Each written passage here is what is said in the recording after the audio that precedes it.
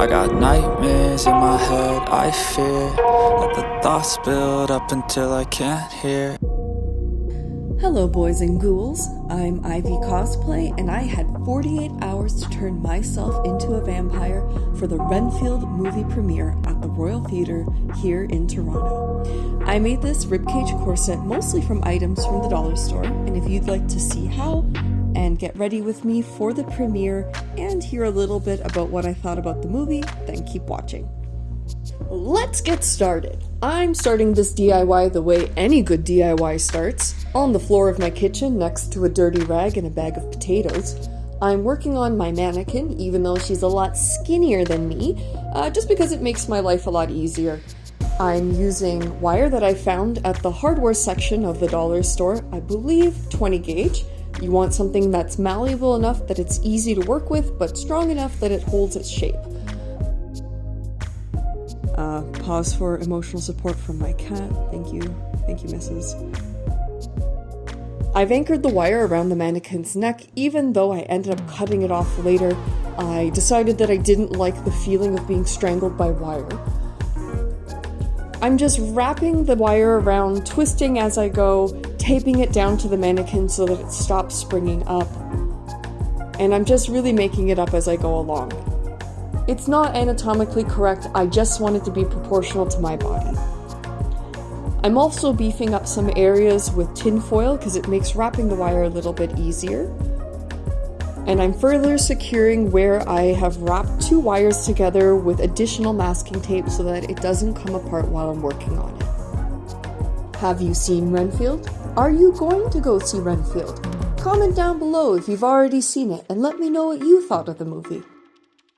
Also, watching all this video playback, I realize I'm sitting like a frog. It's no wonder my knees are hurting me. Next, I'm cutting my mannequin free of her shackles. I'm also cutting off the strangly neck part.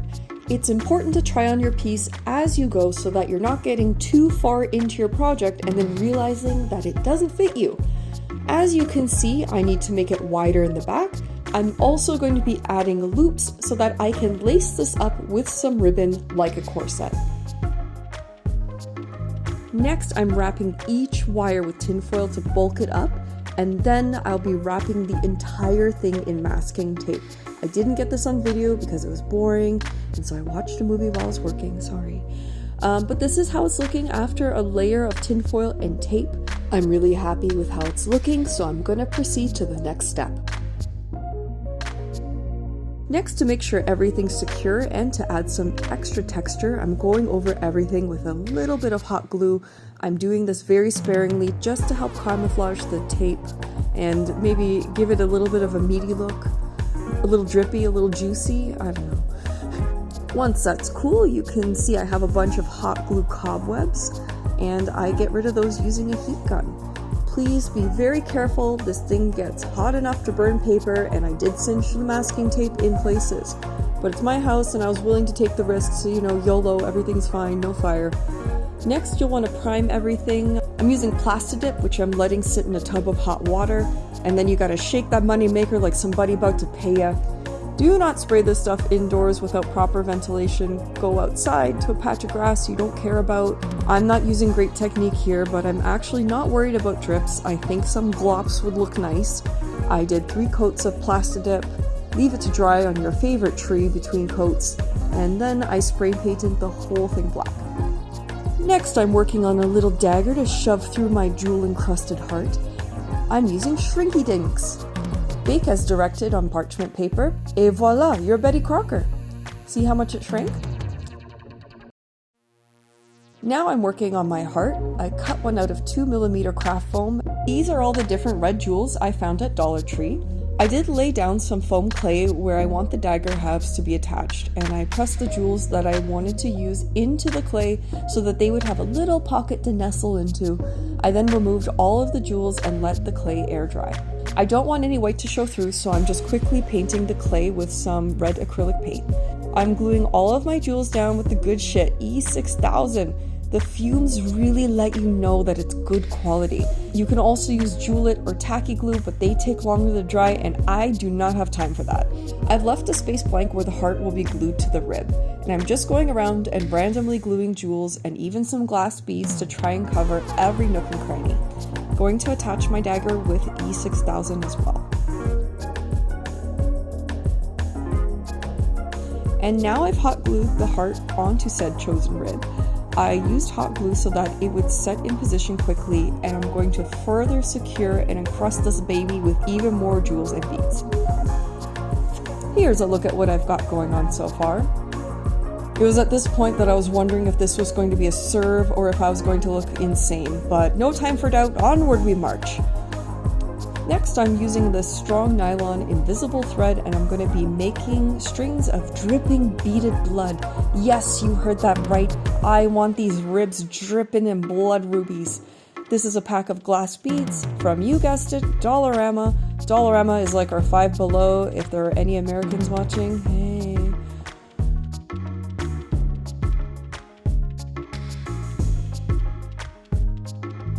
Now comes the task of deciding on where each of these go. I'm not making each side perfectly symmetrical, but I do want them to be balanced. I'm attaching these first with hot glue so that it stays in place immediately, but then further securing with E6000. Each place that the strands are attached to the rib, I'm placing additional jewels to make a nice sparkly pool of blood from where the blood doth drip from. I just felt like it helped tie the whole look together and that the blood was coming from the ribs, you know? And just continue placing jewels one by one. And keep doing that until you hate yourself. Hey, have you ever pictured a vampire with brown hair? Me neither. Let's dye it. Here I have 4 half-empty tubes of demi-permanent hair dye that I found under my sink. I have 4VV plus 6VV plus 7VA plus 6N, which equals, I don't know, I failed math class. But it should be somewhere in the purple family, which I fucks with, so here is my mystery concoction, and let's get started. I always start out dyeing my hair all organized and sectioned somewhat properly, but at some point chaos enters the chat and all hope is out the window.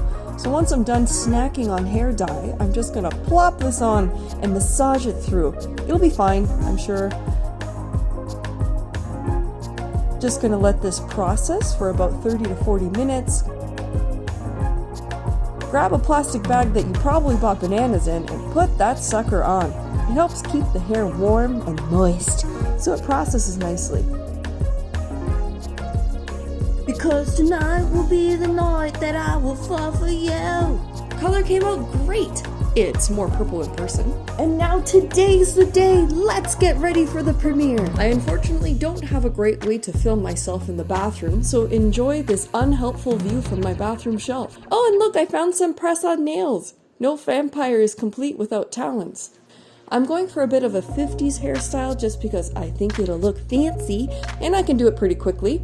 I'm leaving my hair extra curly until it's totally cool, and I'll brush out the curls when I'm done my makeup. I'm setting the curls around my face with clips so that they really hold their shape. Clearly you can see how much I like hairspray.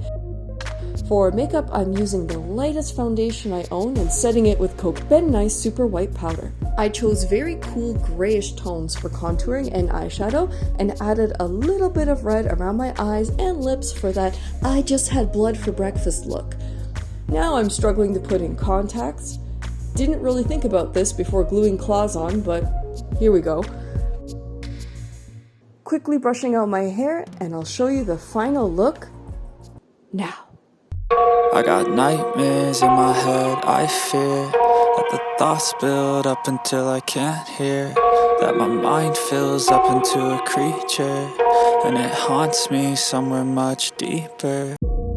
Renfield was a super fun movie, very camp and over the top. I'm gonna need a whole second movie dedicated to Nicolas Cage as Dracula because he was hilarious and I needed more.